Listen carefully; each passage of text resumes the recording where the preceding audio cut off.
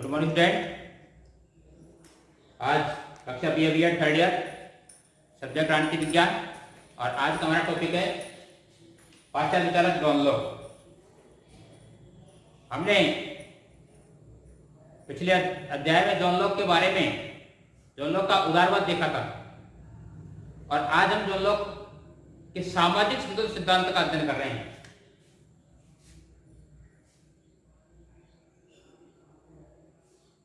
सामाजिक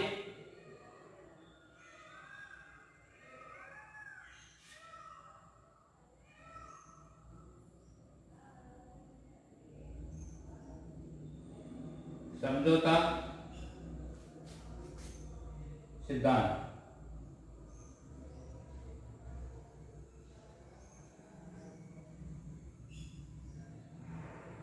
देखिए student, lock की राजनीतिक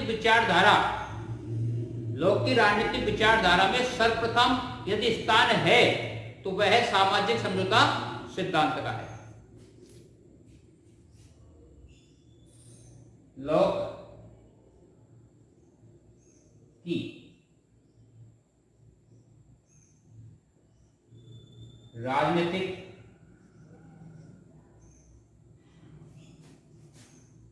विचारधारा में सर्वप्रथम स्थान किसका है? सर्वप्रथम स्थान सामाजिक समझौता सिद्धांत का है। ये ध्यान रखना, सामाजिक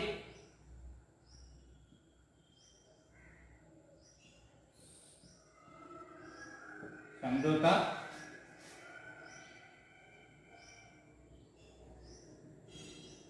सिद्धांत माना जाता है।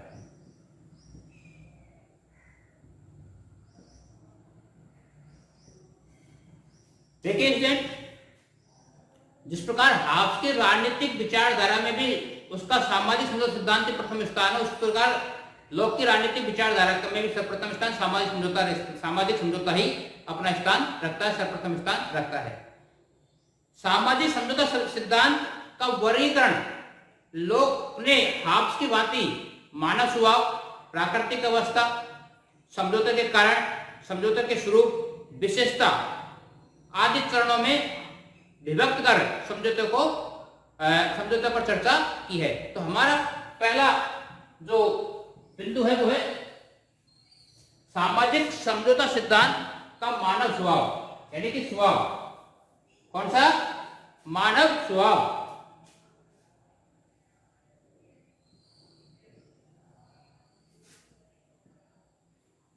पूरा का पूरा समझौता स्टूडेंट मानव स्वभाव पर निर्धारित होता है। जैसा मानव का स्वभाव होगा वैसी प्राकृतिक अवस्था होगी, और प्राकृतिक अवस्था के अकॉर्डिंग सामाजिक समझौता अर्थात राज्य की उत्पत्ति होगी, विशेषताएं उनकी विशेषता होगी। मानव स्वभाव अच्छा होगा तो निश्चित है कि प्राकृतिक अवस्था वैसे ही बन जाएगी, अच्छी बन जाएगी। तो लोग मानव को विचारवान और बुद्धिमान प्राणी मानता है। कैसा मानता है? विचारवान और बुद्धिमान प्राणी मानता है। मानव में प्रेम, दया, सहयोग, सद्भावना, सहानुभूति, परमार्थ आदि मानवीय गुण हैं। अर्थात लोग मानव को सामाजिक प्राणी मानता है। लोग के मत में मानव मूल रूप से नैतिक और शांति प्रिय है। कैसा है? नैतिक और शांति प्रिय है। लोग मानव को विचारवान,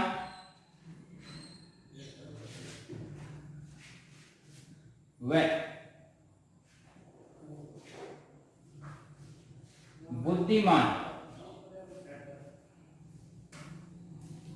बुद्धिमान प्राणी मानता है।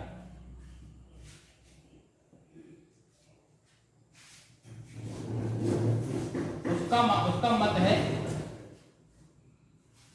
कि मानव स्वभाव में दया, सहयोग, सद्भावना,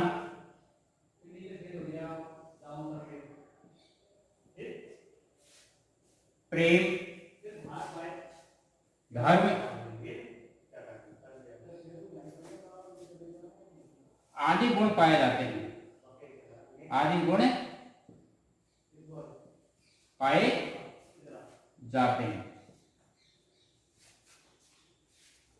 अतः मानव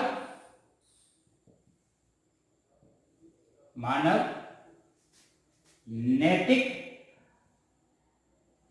व शांति प्रिय है। कैसा है? शांति प्रिय है। लोक मानव को सामाजिक प्राणी मानता है। उसके अंदर सहानुभूति का भी गुण है, दया भी है, मानवीय गुण भी उसके अंदर। तो हाब्स का मानव स्वभाव से अच्छा है, सामाजिक प्राणी है। आगे बढ़ते हैं। जब मानव स्वभाव अच्छा है तो प्राकृतिक अवस्था भी उसी के अकॉर्डिंग होगी, उसी के अनुरूप प्राकृतिक अवस्था पाई जाएगी। दूसरा क्या है? प्राकृतिक अवस्था।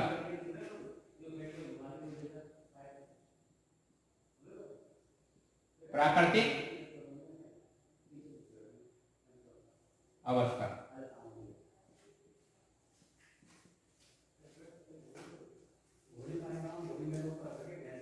प्राकृतिक अवस्था।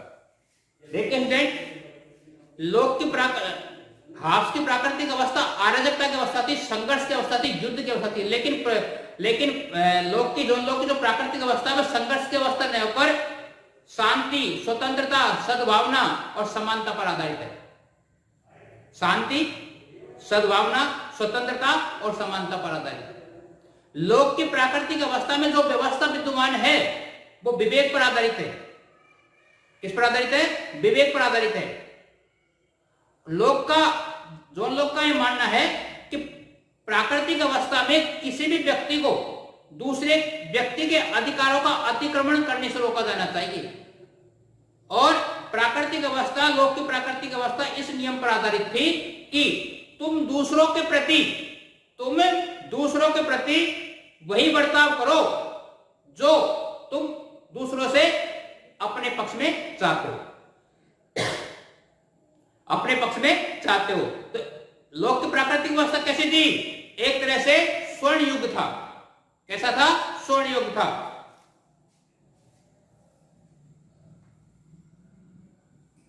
लोक की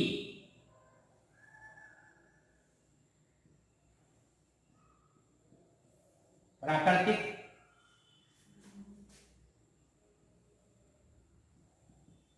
अवस्था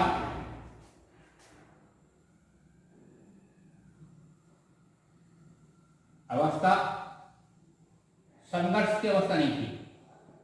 संघर्ष की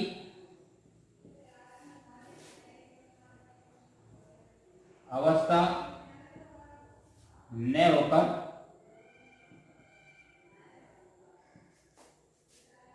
शांति,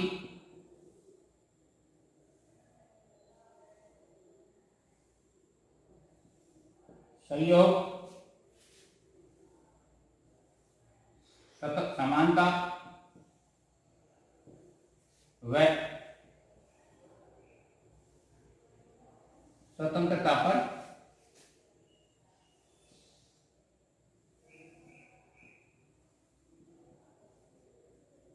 आधारित थी। स्वतंत्रता पर आधारित थी। लोक की प्राकृतिक अवस्था, लोक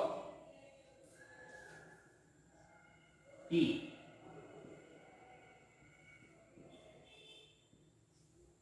प्राकृतिक अवस्था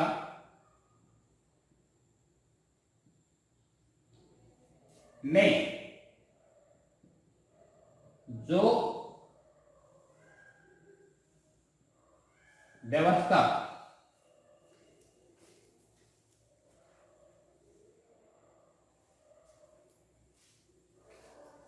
में जो व्यवस्था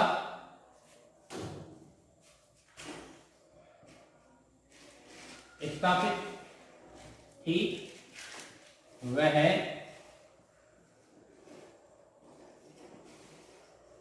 विवेक पर आधारित थी, विवेक पर आधारित थी। लोक की प्राकृतिक अवस्था में किसी व्यक्ति को दूसरे व्यक्ति के अधिकारों पर आक्रमण करने की इजाजत नहीं थी, अनुमति नहीं थी, बल्कि प्रत्येक व्यक्ति दूसरे व्यक्ति के अधिकारों का आदर करता था। लोक की प्राकृतिक अवस्था में लोगों को कुछ प्राकृतिक अधिकार भी प्राप्त थे। ये विशेषता खास लोक की प्राकृतिक अवस्था की, लोगों को कुछ प्राकृतिक अधिकार प्राप्त थे और प्रत्येक व्यक्ति दूसरे के अधिकारों का आदर करता था। क्या करता था? आदर करता था। लोक की प्राकृतिक अवस्था में व्यक्ति को 3 अधिकार प्राप्त थे। कितने अधिकार? 3 अधिकार प्राप्त थे। स्वतंत्रता का अधिकार, संपत्ति का अधिकार और जीवन का अधिकार। कौन कौन से? मनुष्य को 3 अधिकार प्राप्त थे, जीवन का अधिकार, स्वतंत्रता का अधिकार और संपत्ति का अधिकार।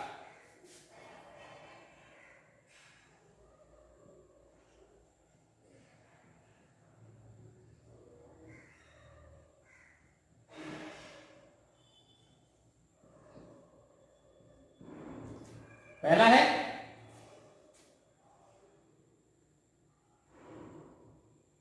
जीवन का अधिकार,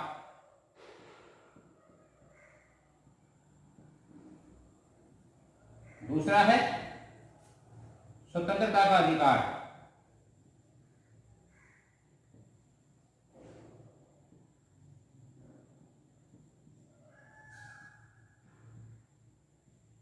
तीसरा है संपत्ति का अधिकार।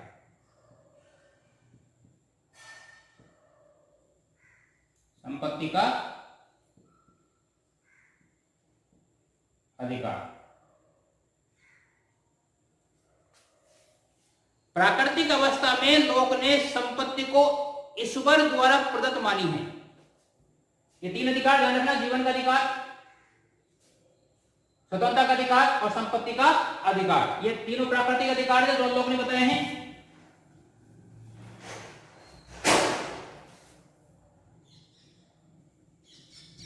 लोक ने संपत्ति को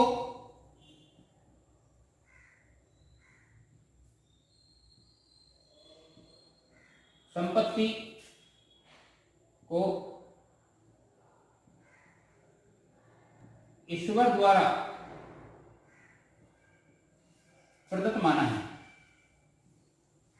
यानी कि संपत्ति ईश्वर के द्वारा दी गई है। लोग ने प्राकृतिक अवस्था में सभी व्यक्तियों को समान माना है। साथ साथ ये प्राकृतिक अवस्था में सभी व्यक्तियों को माना है, समान माना है, और यह समानता अधिकारों की है, शक्ति की नहीं है।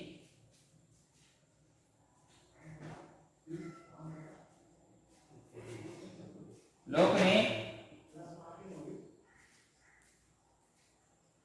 प्राकृतिक अवस्था में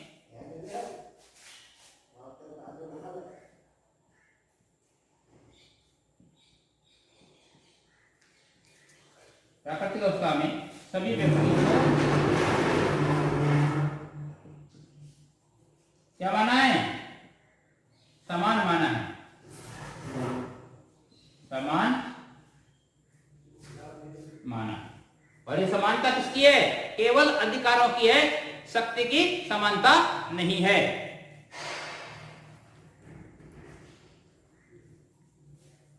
आगे बढ़ते हैं।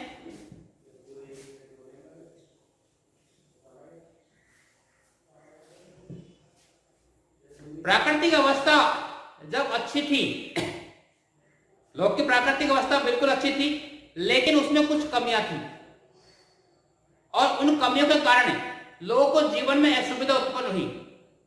कुल मिलाकर लोक की प्राकृतिक अवस्था व्यवहारिक नहीं थी। उसमें 3 कमियां पाई गई। पहली कमी क्या थी? प्राकृतिक कानून और नियम अस्पष्ट थे, स्पष्ट नहीं थे। दूसरा, प्राकृतिक कानून में नियमों की व्याख्या करने वाले निष्पक्ष न्यायाधीश नहीं थे। नंबर 3, जो तीसरी कमी पाई गई वो ये पाई गई कि नियमों को लागू करने वाली कोई शक्ति नहीं थी। ये 3 कमियों के कारण लोगों के जीवन में कुछ असुविधा उत्पन्न हुई। तो समझौते के कारण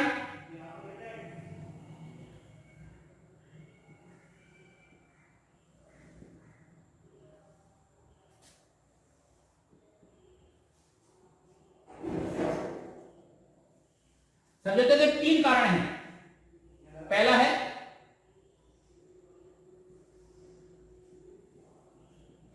प्राकृतिक कानून व नियम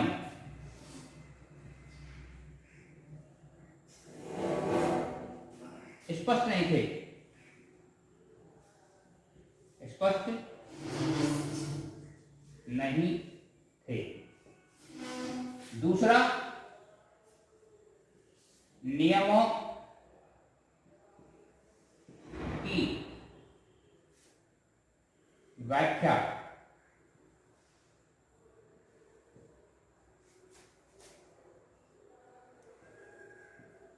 करने वाले निष्पक्ष न्यायाधीश नहीं थे।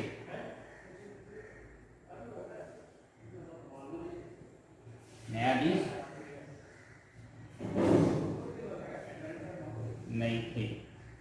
और नंबर 3 जो कारण सामने आता है वो है कि नियमों को या कानूनों को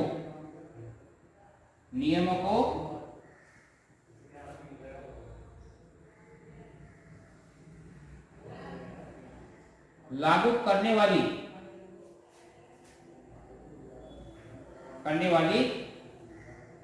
शक्ति नहीं थी, शक्ति का अभाव था,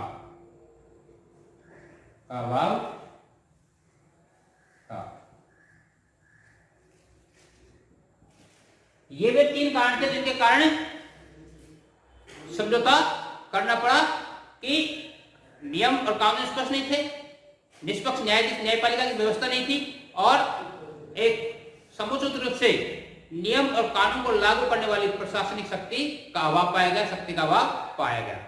आगे बढ़ते हैं।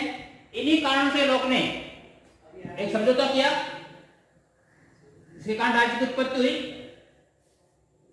तो समझौते का स्वरूप क्या है?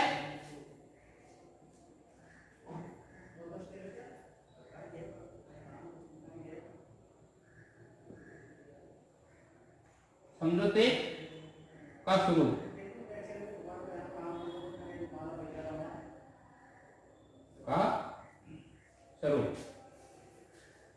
लोक ने अपने अध्ययन में कभी यह नहीं कहा उसने 2 समझौते किए हैं, लेकिन अध्ययन की दृष्टि से यदि आप देखोगे तो आपको स्पष्ट पता चल जाएगा कि लोक ने 2 समझौते किए हैं। कितने समझौते किए हैं? 2 समझौते किए हैं। पहले समझौते में प्राकृतिक अवस्था का अंत कर समाज का निर्माण किया है।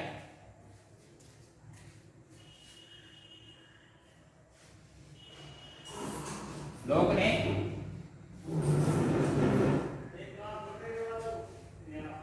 2 समझौते किए हैं, 2 समझौते किए हैं। पहला है प्राकृतिक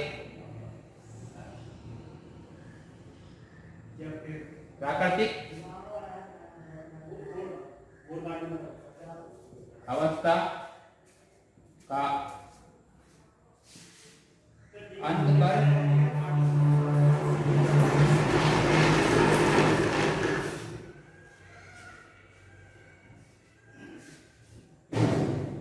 समाज का निर्माण किया है।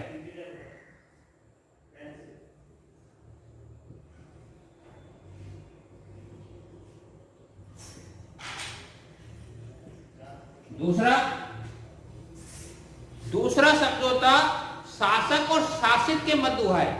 इसके मध्य शासक और शासित के मध्य हुआ है, जिसमें प्रजा ने शासक को कानून बनाने, व्याख्या करने और लागू करने की शक्ति प्रदान की है।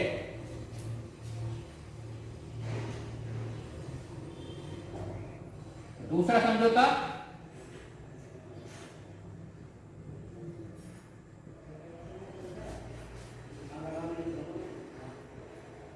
शासक व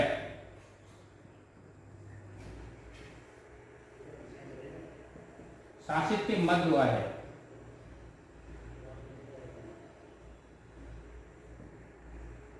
जिसमें प्रजा ने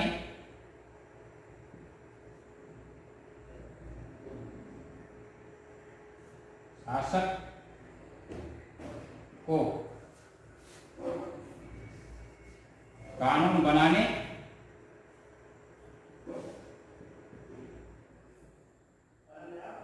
व्याख्या करने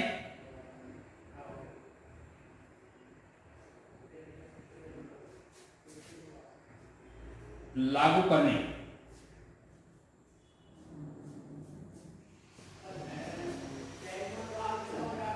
की शक्ति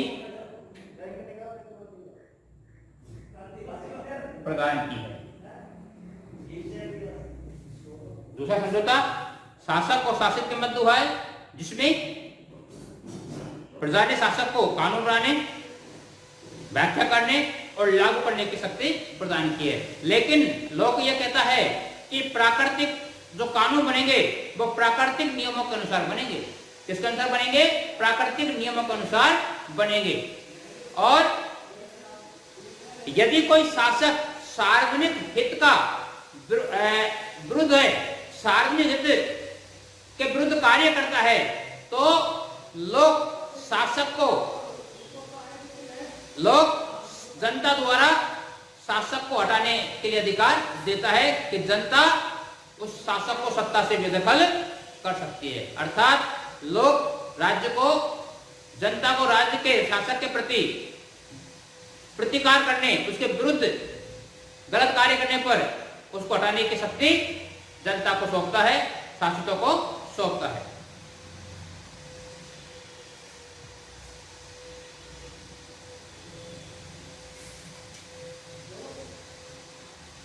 समझौते की विशेषताएं क्या हैं?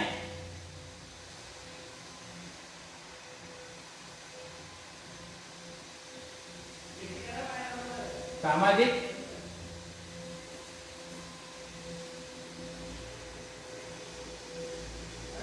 समझौते की विशेषता,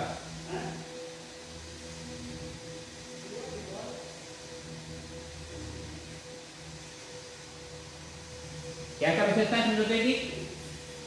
नंबर 1,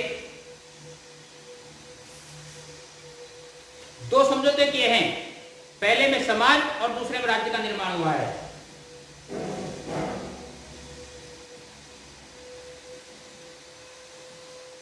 दो समझौते,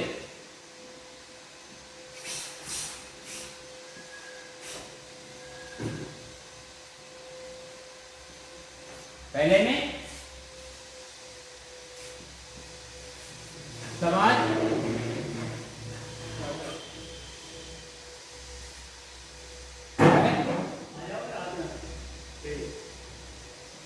दूसरे में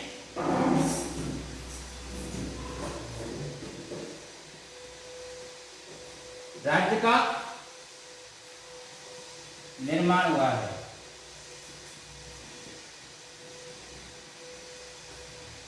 पहले में किसका निर्माण हुआ है? समाज का। दूसरे में राज्य का निर्माण हुआ है।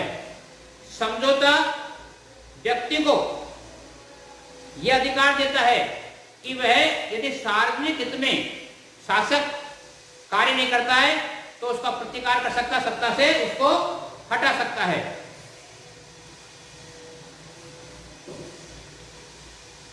शासक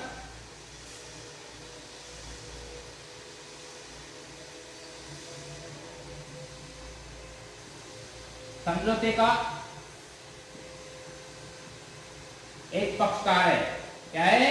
एक केवल पक्षकार है।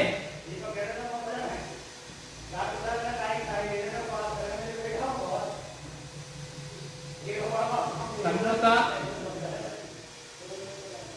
जन सहमति का परिणाम है।